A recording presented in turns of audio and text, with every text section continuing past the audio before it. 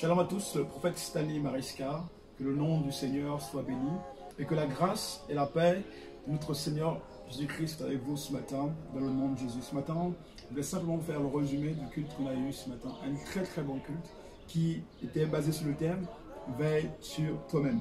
L'apôtre Paul nous rappelle dans le livre de 1 Timothée chapitre 4, du verset 15 au verset 16, il dit à Timothée, veille sur toi-même, veille sur ton enseignement. Il dit ainsi tu te sauveras toi-même et tu sauveras également les autres. Nous avons vu effectivement qu'il était important, primordial de pouvoir veiller sur nous-mêmes, sur notre langage, sur ce que nous faisons, ce que nous disons. Alléluia. Parce que en veillant sur nous-mêmes, nous pouvons, n'est-ce pas, sauver les autres, mais également aussi nous sauver. Nous avons aussi abordé la deuxième partie de ce message qui constituait à répondre à la question de savoir comment en fait veiller sur nous-mêmes.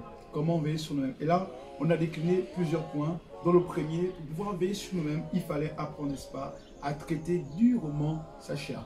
L'apôtre Paul rappelle dans le livre de Corinthiens, chapitre 1 Corinthiens chapitre 9, il dit ceci que je traite durement ma chair, je la tiens assujettie, afin qu'après avoir prêché aux autres, que moi-même, je ne sois point disqualifié. Deuxième point qu'on a pu voir, c'est ne pas laisser une porte ouverte. Troisième point, développer une vie de prière, de méditation et de jeûne. Quatrième point qu'on a pu voir, effectivement, c'est pouvoir se remettre en question tous les jours.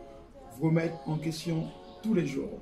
Cinquième point, effectivement, on a aussi vu comment préserver et filtrer, n'est-ce pas, ce que nous entendons. Comment préserver et filtrer ce que nous entendons. Et pour terminer, on a vu ne pas se laisser conformer par le siècle présent. Voici en fait quelques points qui vous aideront en fait à pouvoir veiller sur vous-même, à pouvoir ne pas laisser, n'est-ce pas, la place au diable de pouvoir toucher votre vie. Il est très important que le diable cherche une seule chose, c'est d'impacter, c'est de détruire votre vie de prière, votre vie familiale, votre relation avec le Seigneur.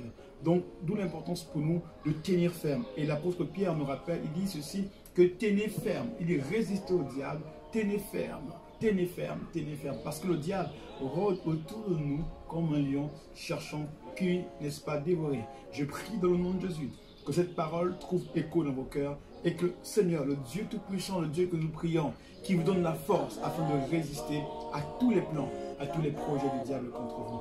Je déclare que vos vies ne seront pas touchées au bas négatif à la plans des sorciers contre vous. Que le Seigneur, notre Dieu, vous bénisse, qu'il vous rende encore au-delà de ce que vous avez pu l'espace aimer et qu'il étende vos limites dans le nom de Jésus de Nazareth. Soyez bénis au nom de Jésus. Amen.